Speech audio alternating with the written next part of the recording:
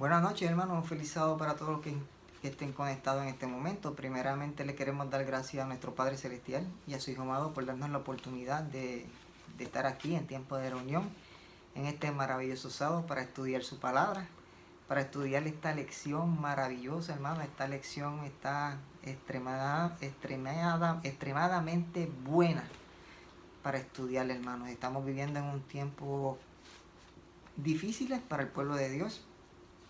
Pero vamos a ver por qué ocurren todas las cosas que están ocurriendo, por qué los gobiernos, por qué las autoridades implantan leyes. Y vamos a sacar de este pequeño estudio lo mejor que podamos.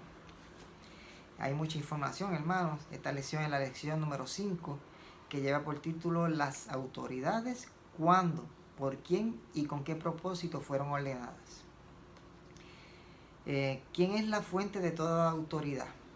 Romanos 13:1 nos dice: sométase toda persona a las autoridades superiores, porque no hay autoridad sino de Dios, y la que hay por Dios han sido establecidas. O sea, hermano, estamos hablando aquí que todas las autoridades que están han sido establecidas por Dios, han sido ordenadas por Dios. Por lo tanto, hermanos, no importa en los tiempos anteriores a Cristo, posteriores a Cristo y en tiempo presente, todas estas autoridades, todos estos gobiernos, todos los imperios que hubieron fueron ordenados por Dios. Y eso lo vamos a ver, ¿verdad?, en este estudio. Así, hermanos, ¿no debe entonces existir para un propósito bueno y sabio? Una pregunta. Dice Romanos 13:4, la primera parte nada más. Porque es servidor de Dios para tu bien. Gloria a Dios. Es servidor de Dios para tu bien. O sea, están implantadas estas autoridades para proteger al pueblo de Dios. Aunque aparentemente parece ser lo contrario en ciertos momentos, pero todo tiene un propósito. Dios tiene un propósito en todo esto. Así que, hermanos, dice: ¿de qué sería culpable quien se negara a reconocer la legitimidad de las autoridades para gobernar? ¿Verdad? Dice de modo en Romanos 13:2, de modo que quien se opone a la autoridad o a lo establecido por Dios resiste. Y los que resisten acarrean condenación para sí mismos. Quiere decir, hermanos, que nosotros no podemos ir en contra de estos gobiernos, no podemos, porque sería acarrear condenación para nosotros mismos.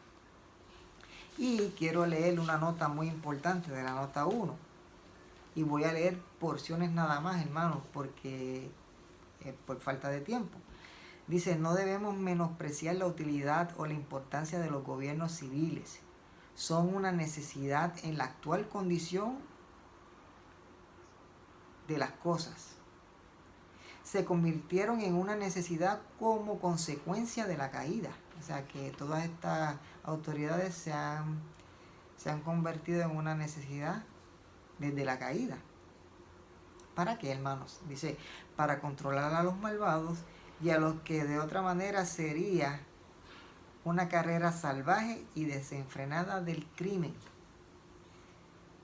O sea, hermanos, todo lo que vemos a través de las redes sociales, todos los crímenes, todas las malas cosas que hay, aún con los gobiernos, esto sería peor si fuese sin los gobiernos, porque sería una carrera salvaje y desenfrenada del crimen.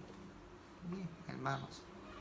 Ahora, están ordenadas para el castigo de los malvados y para la alabanza de los que hacen el bien. Ningún cristiano, dice aquí, ningún cristiano por lo tanto debe despreciar el gobierno, hablar mal de los dignatarios o hacer una acusación injuria contra los gobernantes. O sea, no es nuestra parte hacer todas estas cosas en contra de los gobiernos, ni injuria, ni hablar mal de los gobernantes. No, ese no es el propósito, eso no es lo que el pueblo de Dios debe hacer. Lo que el pueblo de Dios debería hacer, dice: más bien debemos orar por los reyes y porque podamos llevar una vida tranquila y pacífica en toda piedad y honestidad. Eso es lo que le toca al pueblo de Dios. Nosotros no debemos hacer otra cosa en cuanto a los gobiernos que orar por ellos.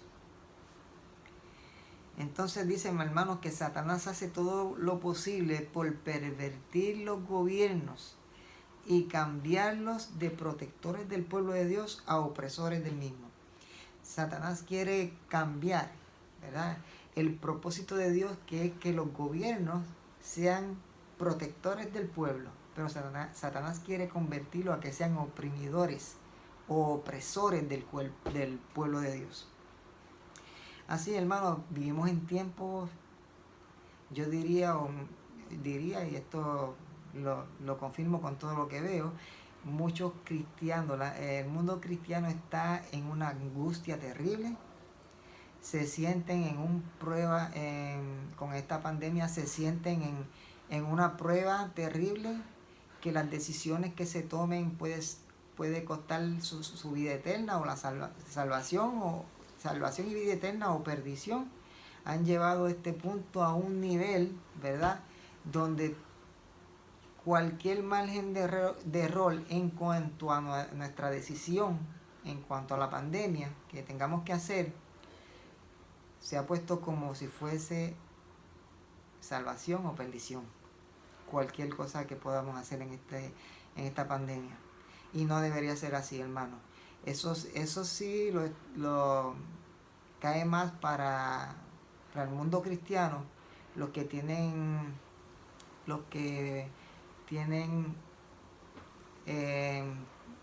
conocimientos, otros conocimientos en cuanto a la palabra de Dios, otras interpretaciones. Esas son creencias populares. El pueblo de Dios no debe adaptar las creencias populares y poner esta pandemia como si fuera a un nivel de una prueba para el cristiano, en que lo que hagamos nos lleva a la perdición o a la salvación. Todo lo que concierne en la pandemia. Así que, hermanos, esa no es la prueba. Aquí nos dice que hasta que los gobiernos civiles no hayan tomado finalmente y completamente su posición contra la ley de Dios. Oigan bien lo que estoy diciendo. Hasta que los gobiernos no tomen una posición en contra de la ley de Dios y hayan retirado su protección de los que guardan los mandamientos de Dios. Dos cosas. Primero, para que sea la prueba para el pueblo de Dios, primero tiene que ser que el gobierno invalide la ley de Dios. Y segundo, que le quite la protección a los que guardan los mandamientos de Dios. Y hayan retirado su protección a los que guardan los mandamientos de Dios. No habrán servido a su propósito y terminado su utilidad en este asunto. O sea, hermano, esta es la verdadera prueba para el pueblo de Dios. Esta es la verdadera prueba, cuando se elimine la ley de Dios y cuando el gobierno retire su protección a los que guardan los mandamientos de Dios. O sea, nos dice aquí a los que guardan los mandamientos de Dios. Por lo tanto, hermanos, la verdadera prueba, ahí cuando los campeones estén solos en este momento, porque va a haber el mundo completo en contra de los que guardan los mandamientos de Dios. Y el mundo completo, y ahí van a estar solo los campeones. Cuando los campeones estén solos, hermano. Vamos a ver lo que nos dice. Yo quiero leer una cita de Joya de los Testimonios, tomo 2, Ellen G. White. Una cita poderosa de 50 megatones. Dice, cuando la religión de Cristo sea más despreciada, cuando su ley, lo mismo que estábamos leyendo aquí, cuando su ley sea más menoscabada, entonces deberá ser más ardiente nuestro celo y nuestro valor y firmeza más inquebrantable. El permanecer de pie en defensa de la verdad y la justicia cuando la mayoría nos abandone. El pelear la batalla del Señor cuando los campeones sean pocos. Gloria a Dios, hermanos, cuando los campeones sean pocos. Esta será nuestra prueba. Gloria a Dios. Tenemos profeta, hermanos. El mundo evangélico no tiene profeta. Por eso andan a la deriva. Y cuanto viento de doctrina falsa las absorben. Pero nosotros tenemos profeta, hermanos. Cuando la mayoría nos abandonen, cuando sea eliminada la ley de Dios, cuando el pueblo de Dios no tenga protección por el gobierno. Entonces, en ese tiempo debemos obtener calor de la frialdad de los demás, valor de su cobardía y lealtad de su traición. La nación estará de parte, o sea, la nación, los gobiernos, la cristiandad, todo. La nación estará de parte del gran caudillo rebelde en ese momento, hermano. Ahí en ese momento van a ser los campeones solos. Cuando el pueblo de Dios esté solo en ese momento. Esa es la prueba verdadera para el pueblo de Dios. Esa es la prueba la que nos lleva a que las decisiones que tomemos en ese momento nos pueden costar para vida eterna o para perdición. No ahora, hermanos, no ahora. Ahora es tiempo de gemir, de clamar, de orar. Y que nuestras mentes estén puestas en el santuario celestial, lugar santísimo. Gloria a Dios, hermano. Así que, hermano, seguimos, ¿verdad? Con la próxima pregunta. ¿Cómo se llama a los gobernantes civiles? ¿Cómo les llamó? Hay muchos versículos. Vamos a escoger a Jeremías 27:6. Dice, y ahora yo he puesto todas estas tierras en manos de Nabucodonosor, rey de Babilonia, mi siervo, dice el Señor. Mi siervo. ¿Le llamó mi siervo a quién? Al rey de Babilonia, a Nabucodonosor. Y aún las bestias del campo le he dado para que le sirvan. O sea, ¿cómo le llama en este momento Dios a este rey de Babilonia? Que en ese tiempo escogido era un hombre pagano, adorando a otros dioses. Sabemos después lo que sucedió. Le llamó mi siervo. ¿Ve? Entonces Isaías 45:1.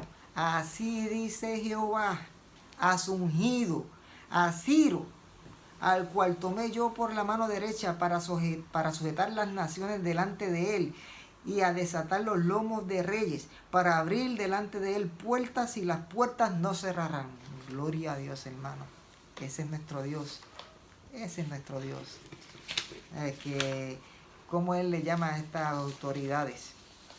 Por lo tanto, hermanos, podríamos decir, ¿verdad? ¿Con qué palabras se ordena a los cristianos que muestren respeto al poder civil? Pues vamos a leer Tito, ¿verdad? No la vamos a leer toda. Dice Tito, capítulo 3, verso 1. Dice, recordarles que se sujeten a los gobernantes y autoridades, que obedezcan, que estén dispuestos a toda buena obra. Eso es lo que recomienda la palabra de Dios. Que a nadie difamen, que no sean pendecieros, sino amables, mostrando toda mansedumbre para con todos los hombres. Gloria a Dios, hermano. Entonces nos sigue diciendo, primera de Pedro 2:14, primera de Timoteo 2:1 y 2. Y exhorto ante todo a que se hagan rogativas oraciones, peticiones y acciones de gracia para todos los hombres, por los reyes y por todos los que estén en su eminencia, para que vivamos quieta y reposadamente en toda piedad y honestidad. Gloria a Dios, hermano. Y dice, ¿verdad? ¿Cuál es la función del gobierno civil? Le hemos dicho, 1 Pedro 2:14, ya los gobernantes como por el enviado para castigo de los malhechores y alabanza a los que hacen bien, hermanos. Hasta aquí ha llegado el tema, hermanos. Espero que sea de bendición para cada uno. Es poco el tiempo, que el Señor me los bendiga de una manera muy especial. Dios les bendiga.